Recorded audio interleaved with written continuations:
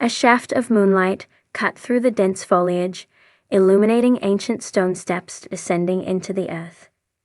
The click of loose pebbles under boots echoed in heavy silence. Every breath felt sacred, as though the air itself guarded the secret. Moss clung to the walls, damp and alive, veins of root weaving through cracks like sinews. A single torch flickered, its flame dancing wildly as drafts pulled at it, whispering of hidden chambers deep below. The explorer pressed on, guided by the map's cryptic symbols carved in obsidian ink. Symbols of jaguar claws, eagle wings, and solar discs interlocked in a tapestry of meaning. Each step brought the weight of history closer, pressing upon the mind like the stones overhead. Sweat damped the brow. Heartbeats resonated, each a drum of anticipation. No human sound disturbed the darkness, wind outside, distant chirps of insect life. But here within, time paused. Ancient masonry yielded to vaulted ceilings. The tunnel opened into a vast cavern whose walls glowed faintly from phosphorescent lichen. Pools of stagnant water mirrored the ceiling's arch, perfectly reflecting delicate frescoes above. Frescoes told tales of emperors, of conquest and sacrifice, of gold offered to gods and melted by the sun. One panel depicted a king draped in golden regalia, his headdress flaming like a solar eclipse. At his feet, servants offered chalices heavy with ingots, necklaces woven of gleaming beads, ornaments that must have weighed like burdens upon mortal limbs. In the center of the cavern, an altar of basalt rose from the floor. It stood empty. The missing relic haunted the space. Shadows converged upon it, pulled toward some void where presence should be. Surrounding the altar were niches cut into stone walls, each niche housing artifacts, broken pottery, jade figurines, bone fragments, rusted ceremonial blades. Signs of life, of ritual, of mourning. Yet nothing of the treasure its legends promised. Not yet. Beyond the altar lay another corridor, narrower and more treacherous. The walls closed in. Stalactites dripped as stalagmites rose like jagged teeth. Mist curled across the earth, damp tendrils licking at ankles, cold and penetrating. The map's markings here were fewer, more abstract. A spiral, a feather falling, a serpent's coil. The path curved left, then right, then dropped sharply into a pit carved from bedrock. Narrow beams stretched across.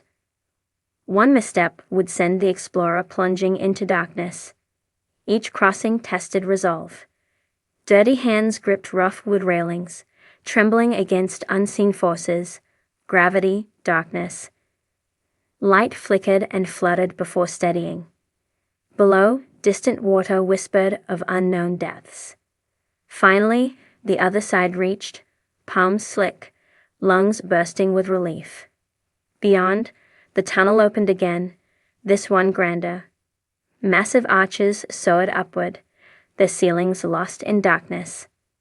Pillars rose like obelisks, fluted and crowned with carvings of coca leaves and maize. The floor shone with a gold dusting. In places where stone had been rubbed by centuries of feet, the dust gathered into sparkling patterns of sunburst. Golden mosaics lay embedded in tiles, designs of interlocking suns and serpents, painted in ochre, lapis, carnelian. Light from the torch revealed veins of native gold running through walls. Laterally, glimmering where minerals had seeped in. A pulse of elation radiated outward. The threshold, the border between rumor and truth. Traps lay hidden. A mosaic tile shifted beneath weight. Hidden blades recoiled like serpents snapping shut. Arrows, long since dried, launched from hidden apertures, embedding with quiet thunk. The explorer leaped aside, heartbeat hammering. Dust rose. Silence reclaimed. The path continued, more cautious now, every footfall measured. Torchlight probed ahead, Shadows urged retreat, but the promise of golden light pressed on. Gold glittered ahead where an immense chamber yawned open. Pillared halls gave way to a throne room, grand beyond expectation. The throne itself perched upon a dais of black onyx with gold girding. Its backrest carved in the form of a great eagle, wings spread wide, talons clutching a sun disk. The seat offered room for an emperor, cloaked in cloth of gold, but empty. Scattered across the floor were treasures so many and varied they defied description. Piled ingots the size of sleepers, necklaces heavy with emeralds, cups shaped like blossoms of gold, bowls inlaid with mother of pearl and rubies, masks forming fierce profiles of gods, faces obscured by jeweled filigree, each object a breach of imagination turned real. Cadences of ecstasy, pulses of sorrow intertwined. So much beauty here, wrought by hands that no longer lived. So many lives sacrificed in consent, in ritual, in obedience to powers unseen. Precious metals cooled in the torchlight, their surfaces pitted with age, tarnished by time, yet retaining brilliance. Reflections played upon the walls, flickers of gold dancing among shifting shadows. The air smelled of must and damp stone, of metal and age. Sound was muffled. Footsteps careful. Breath held. A pedestal rose on one side of the chamber, smaller, more intimate. Upon it lay a single object, a disk of gold, set with turquoise, enameled in cobalt, carved in relief with the face of an eagle and rays of the sun. It pulsed with symbolic weight. It stood as hard, as key as promise. The disk may have been ritual, may have held authority, may have been the seal of an emperor. The map's markings aligned here, the spiral coalescing into a sunburst motif matching the disk. The final piece. Hands stretched, fingers trembling, to touch. The gold was cold. Engraved around its rim were glyphs. Faces of gods. Calendar cycles. The passing of storms. Time weighed down each mark. To lift it would be to take not just an artifact, but a soul of the empire. Here in this chamber, the explorer realized that the treasures were more than wealth. They were legacy, the collective breath of a people, the shimmer of belief, the echo of empire. Each gold bar was once molten offering, each necklace once praise, each mask once medium between mortal and divine. There came a rumble. Earth shifted. The chamber groaned like beast awakened. Stone dust rained from the ceiling. The torch flickered dangerously. The ground trembled. Lessons learned in tunnels, warnings unheeded, weighed now. A shaft of sunlight leaked suddenly through a fissure high above, illuminating the disk in a shaft of glory. Light fell upon it like crown jewels on a monarch. Risk without reward would remain only myth. But here, reward lay within reach. The disk was lifted, heavy in the hand, its weight anchoring heart and soul. All other treasure might wait. This was the line between legend and reality. Fingers closed around cold metal. Light coursed through. A connection, not speech, not sound, but recognition of significance. Behind came collapse. Stone loosened. The altar chamber jerked. Dust filled the air. The arches moaned. Breath caught, lungs burned. The path that led here threatened to vanish. Panic welled, but steadiness prevailed. Back the way came the explorer, carrying disk, weaving between columns, dodging falling debris. The shards of stone that once kept the silence now shouted in thunder.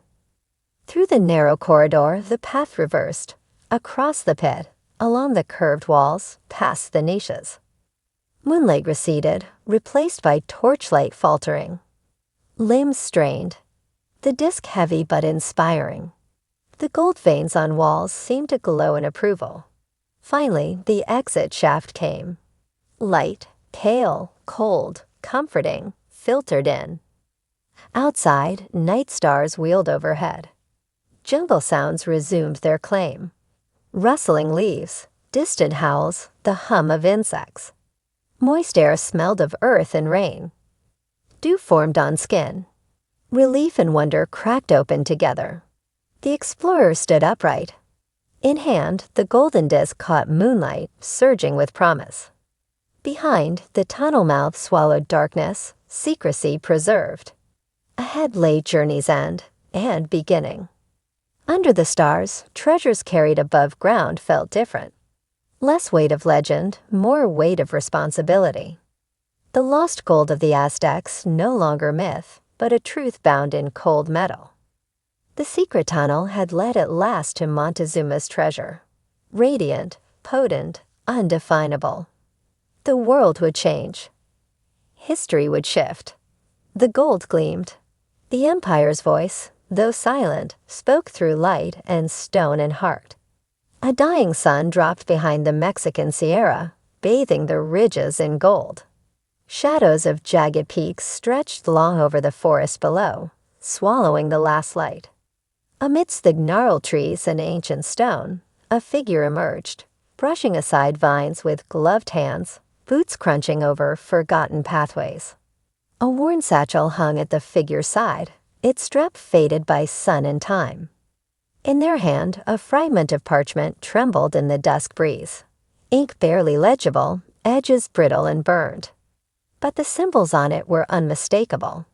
The mouth of the tunnel yawned ahead, hidden beneath the collapsed ruins of a centuries-old outpost. Time had tried to bury it, branches woven tight, rocks caved in, moss choking every corner. Yet the air that drifted from within felt cooler than the jungle, like breath from an ancient, sleeping giant. With a final glance at the map, the figure ducked beneath the stone lintel and stepped into the dark. Torches flared to life with a hiss, casting long shadows down narrow stone corridors. The walls, though centuries old, were lined with intricate carvings. Feathered serpents danced across the stone, their bodies curling toward depictions of pyramids, eclipses, and rivers of gold. Every surface told a story of conquest, of faith, of betrayal.